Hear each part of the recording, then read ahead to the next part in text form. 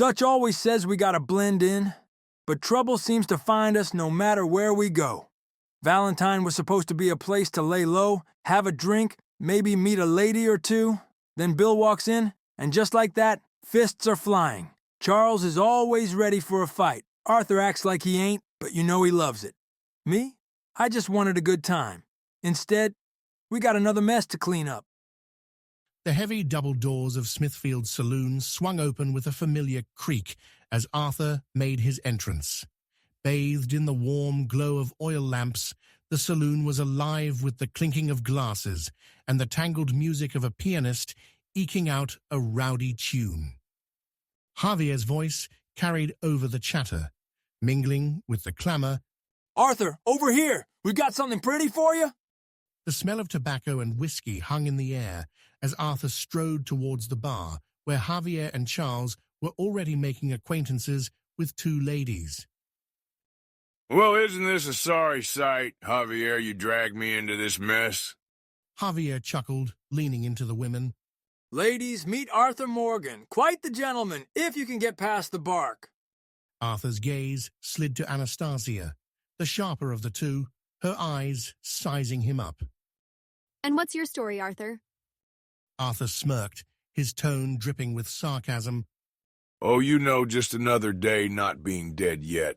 The coldness in his words sent the women glancing at one another before murmuring excuses and slipping away from the bar. Javier, unfazed, turned to Arthur with a playful reproach. Well, I must say, you got a fine way with the women, amigo. Arthur shrugged off Javier's reproach, his rugged exterior unbothered as the lively saloon continued to hum around them. The piece was short-lived. Across the saloon, Bill barreled into a patron with all the grace of a ran-tossed bull. Hey, watch where you're going. The tension in the room snapped, conversations halting as if awaiting a storm's strike. Arthur remarked under his breath to Charles, You about to kiss that guy or punch him? The man didn't wait to choose, a fist flying towards Bill's face, and just like that, the room erupted into chaos. Tables overturned, and chairs became makeshift weapons as the saloon descended into a melee of fists and fury. Charles let out a rally cry over the din. Oh, come on, we can handle these fools! Amidst the chaos, Arthur ducked and weaved, his fists meeting flesh, eyes constantly seeking his companions lest they become overrun. The noise was a symphony of breaking wood and groans of combatants, each swing adding to the destruction. Eventually, the battle spewed out into the rain-soaked streets of Valentine.